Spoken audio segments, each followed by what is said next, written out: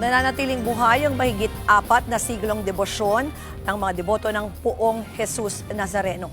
Alamin natin kung nasaan ang Andas Live mula sa Legarda Street sa Maynila. May Express Report si Ian Suyu. Ian, ano ang update dyan?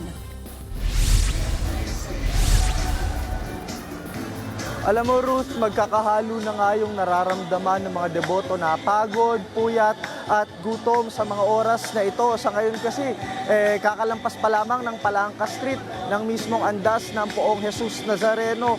At ayon sa mga debotong nakausap natin, talagang mabagal ang naging pag-usad nito mula noong mga alas 8 na ng umaga.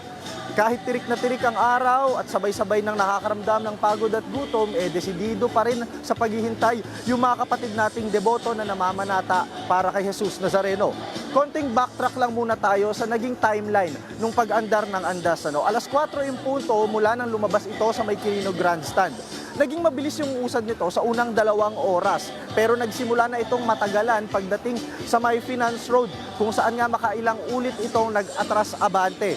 Kulang-kulang 3 oras naman yung inabot nito pagdating sa may Ayala Boulevard. Ilan sa mga dahilan ng pagbabagal ng andas ay yung pagsalubong at pagpupumilit ng mga kapatid nating deboto na makasampa rito. Kanina sinarangan ng mga kapulisan yung daanan sa ilalim ng Quezon Bridge, dun yan sa may Quinta Market para hindi mapuno yung kahabaan ng palangka na sunod sanang dadaanan. Pero nagresulta yan sa komosyon dahil nga gusto pa rin makapasok ng ilang mga grupo ng mga deboto ng Nazareno. Kalaunan naman, nagkaayos yung magkabilang panig na yan ng mga deboto. Samantala, hindi pa rin syempre mawawala sa tradisyon ng ilang namamanata yung tinatawag na karidad o yung libreng pamimigay ng mga pagkain o inumin para sa ilang mga kapwa nilang deboto. Marami rin kanina yung mas pinili sa gilid ng kalsada munang matulog o kaya umupo at kumain na rin ng pananghalian habang iniintay yung paglapit ng mismong andas. Ruth, kung makikita mo nga dito sa aking likuran, nandito tayo ngayon sa bahagi na ng Arlegui at sa may Casal Street.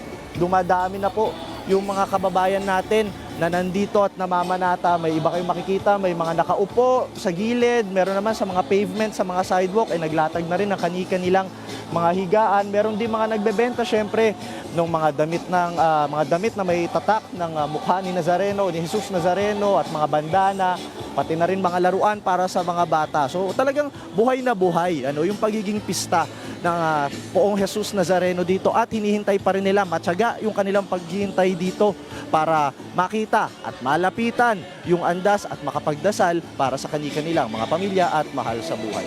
Yan muna yung latest mula dito sa Manila, Ruth. Iyan, medyo malayo-layo ka pa pala, nasa Palangka sa ngayon, nandyan ka pa lang sa Arlegui. At sinabi mo nga, excited naman naghihintay yung mga kapatid na atin dyan na deboto. Pero kamusta ang security? Parang dun sa background, wala akong masyadong nakikita ang mga polis? Oo, Ruth, sa ngayon nga, wala masyadong mga miyembro ng PNP dito or mga force multipliers, pero merong mga tauhan ng MMDA at LGU, mangilan-ngilan na nakikita natin dito. Karamihan kasi ng mga pulis ay nandoon banda sa may Menjola dahil kailangan nilang pag-igihan yung traffic doon dahil may ibang mga sasakyan at motorsiklo na pinipilit pa rin pumasok. Pero dito sa likuran ko, ayan, makikita ninyo yan, may mga nakahilera ng mga pulis ngayon, mga miyembro yan ng Manila Police District, MDPEU at pati na rin Health Service para siguraduhin na kung sakali mang merong masugatan o mga ilangan ng emergency, agad matutugunan ng mga miyembro natin dito na volunteers. Ruth, isa pang mahigpit or paalala sana ng mga organizers na pagdaan kasi ng andas, ang nangyayari na iiwang makalat yung buong kalsada. So kinakailangan linisin kagad yun. So paalala nila bilang tulong na rin at siguro maging parte daw ng panata, bitbitin yung sariling makakalat, pag-alis at pagdaan ng andas. Ruth? Maganda yung paalala na yan. Express Report po ni Ian Suyu.